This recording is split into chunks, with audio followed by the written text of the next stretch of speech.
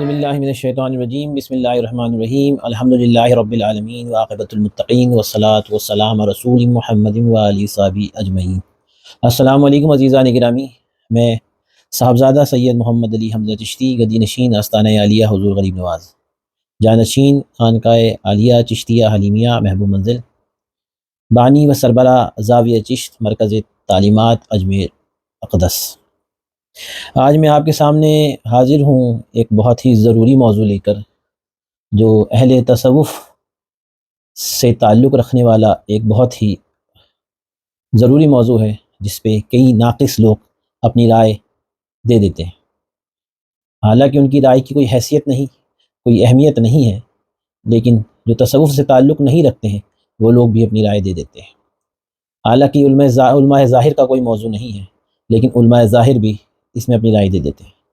یہ علوم باطنی کا موضوع ہے، علماء باطنی کا موضوع ہے، اولیاء اللہ کا موضوع ہے، صوفیہ اعظام کا موضوع ہے، جس کو آج کل منظر عام پر ڈسکس کیا جا رہا ہے، اور کوئی بھی شخص اٹھ کے اپنی رائے اس میں دے دیتا ہے، اور یہ خاص طور پہ تعلق سلسلہ چشتیہ سے بھی رکھتا ہے، سلسلہ جنیدیہ یعنی سلسلہ قادریہ سے بھی رکھتا ہے، اور تمام سلاسل سے اس کا تعلق ہے۔ اگر اس کا آج جواب نہیں دیا گیا تو آنے والے دور میں اور لوگوں کو یہ ناقص علماء ظاہری، یہ بکاؤ مولوی گمراہ کرتے رہیں گے۔ میں افسوس کے ساتھ، غم و غصے کے ساتھ، دل کی شدید تکلیف کے ساتھ آپ کے سامنے حاضر ہوا ہوں۔ 18 مارچ یعنی کہ کل کے روز عرفان رمضان، جو کہ ایک Pakistani channel G T V کا ایک پروگرام ہے، جس میں رمضان کی فضیلت و دین اسلام، شریعت، قرآن و حدیث کے بیان کیے جاتے ہیں، جس میں نعت خواں، مولوی، شیعہ سنی ہر مکتبہ فکر کا شخص شریک ہوتا ہے۔ اس میں شریک ہونے والے کون لوگ کس مزاج کے ہیں، کیا ان کی علمی درجہ رکھتے ہیں، وہ لوگ تصوف سے ان کی وابستگی ہے نہیں ہے، تصوف سے ان کا لگاؤ ہے یا نہیں ہے، بہرحال جو بھی ہیں وہ اہل ظواہر سے ہیں، علوم ظواہر کے وہ لوگ ہیں۔ اگر علوم باطنہ کے وہ لوگ ہوتے، علماء باطنی وہ لوگ ہوتے، تو یہ نوبت نہیں آتی۔ 18 مارچ کے پروگرام میں، جس کے اینکر اویس ربانی ہیں، جس میں مولانا حنیف قریشی صاحب اور قاری خلیل الرحمن مردود، میں کہنا چاہوں گا، آپس میں ایک بحث ہوئی۔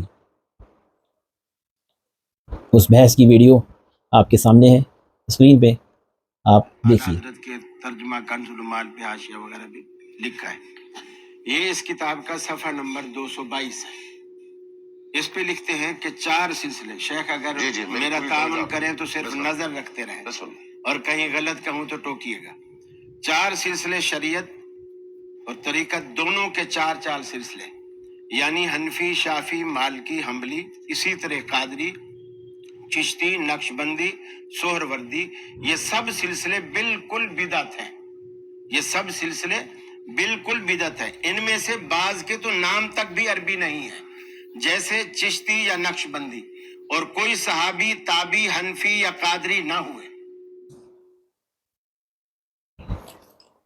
قاری خلیل الرحمن جن کا نام ہے، انہوں نے پہلی بات کتاب جائع الحق، جو جناب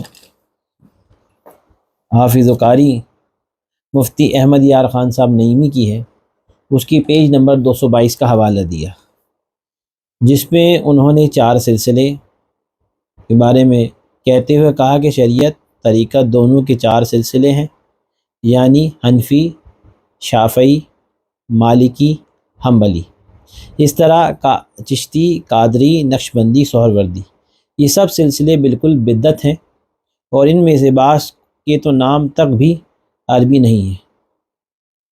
چشتی، نقشبندی کوئی صحابی، تابعی، حنفی، قادری نہ ہوئے، میں نے اپنی بات کہی، لیکن مولانا نے آگے بے ایمانی کی اور یہ بات چھپا لی۔ مفتی احمد یار خان نعیمی ان بد عقیدہ لوگوں کے نہیں لکھتے ہیں جو اس کو بدعت جانتے ہیں، یہ جہاں بات ختم ہو رہی ہے کہ حنفی قادری نہ ہوئے، اس کے آگے وہ لکھتے ہیں اب دیوبندی بتائیں، میں دیوبندی کا کہہ لوں یا یہ بدعقیدہ، یہ نجدی، یہ وہابی کہہ لوں؟ میں وہابی ہی کہنا بہتر سمجھتا ہوں، کیونکہ یہ دیوبندیوں کا بھی ایک عقیدہ نہیں ہے جو ان مردودوں کا عقیدہ ہے، قاری خلیل الرحمن جیسے لوگوں کا۔ حالانکہ صوفیوں کا کام نہیں ہے کہ حضرت نیاز بن نیاز نے فرمایا ہے دنیا کے نیک و بد سے کام ہم کو نیاز کچھ نہیں، تو ہمیں بد سے بھی کوئی کام نہیں ہے، نہ ہمیں نیکوں سے کوئی تعلق ہے، ہم تو ذکر الہی اور اللہ کی مشاہدے میں باقی اور اپنی ذات میں فنا ہونے والا ہے خیال سے اپنی زندگی کو بسر کرتے ہیں۔ اللہ تعالیٰ ہمیں وہ مقام بخشے، لیکن ضروری ہے کہ اب ان کو ان باتوں کا جواب دیا جائے۔ انہوں نے یہاں بات ختم کی قادری نہ ہوئے، صحابی تابی حنفی قادری نہ ہوئے۔ اب آگے احمد یار خان نعیمی صاحب فرماتے ہیں اب وہابی بتائیں کہ بدعت سے بچ کر وہ دینی حیثیت میں زندہ رہ سکتے ہیں۔ آگے سوال دیتے ہیں کہ جو ان چیزوں کو یہ لوگ بدعت کہتے ہیں تو ان بدعتوں سے بچ کر وہ زندہ رہ سکتے ہیں؟ جب ایمان اور کلمے میں بدعت داخل ہے تو بدعت سے چھٹکارا کیسے یہ لوگ حاصل کر سکتے ہیں؟ جس کو یہ بدعت کہہ رہے ہیں احمد یار خان نعیمی اس بات کو ایمان اور کلمہ بتا رہے ہیں، مطلب یہ ایمان کا حصہ بتا رہے ہیں۔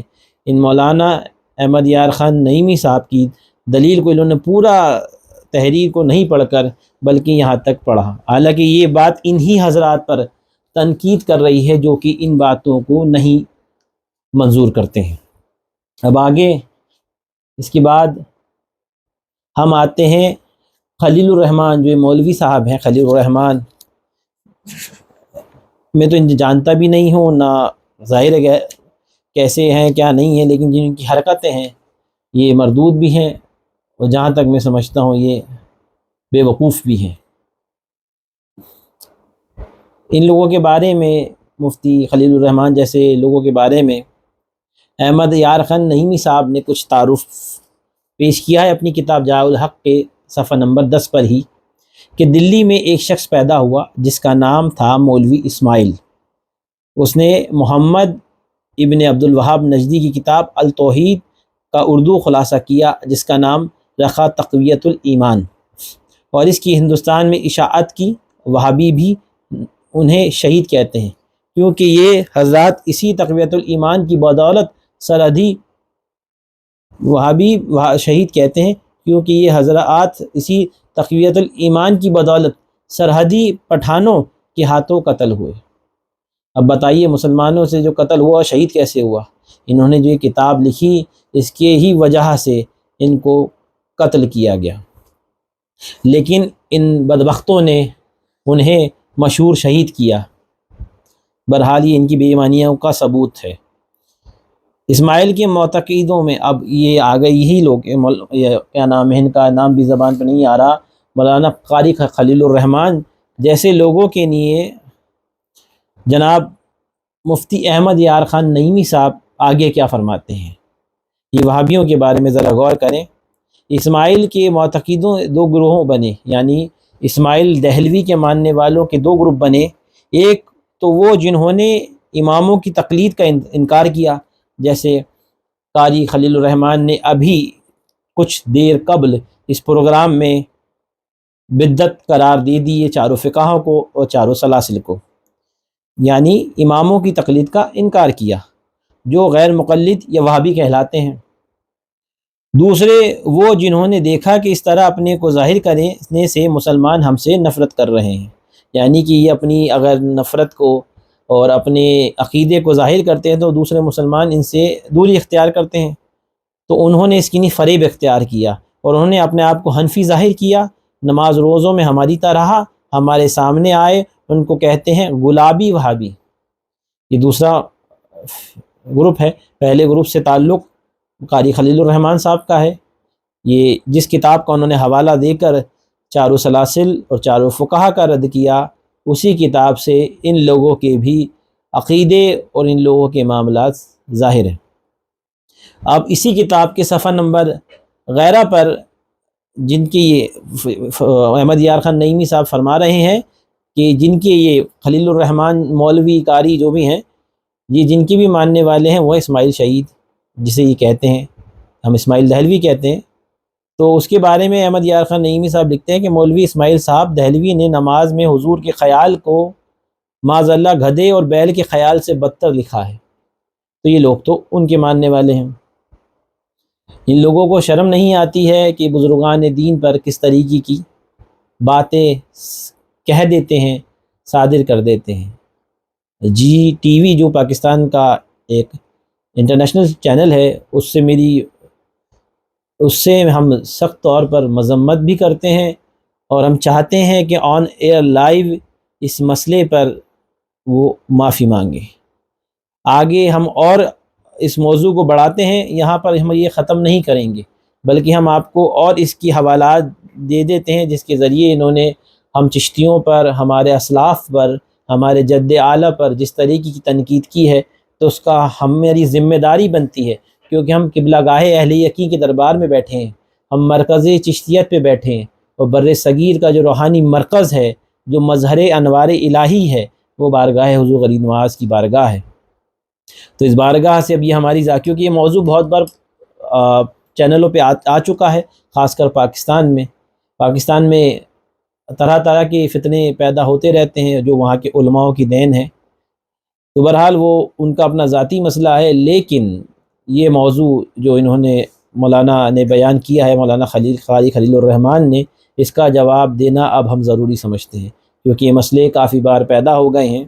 تو ہم اب آگے بڑھتے ہیں، اب آگے آپ بڑھیں اور آگے مولانا پھر کیا فرما رہے ہیں وہ آپ دیکھیے۔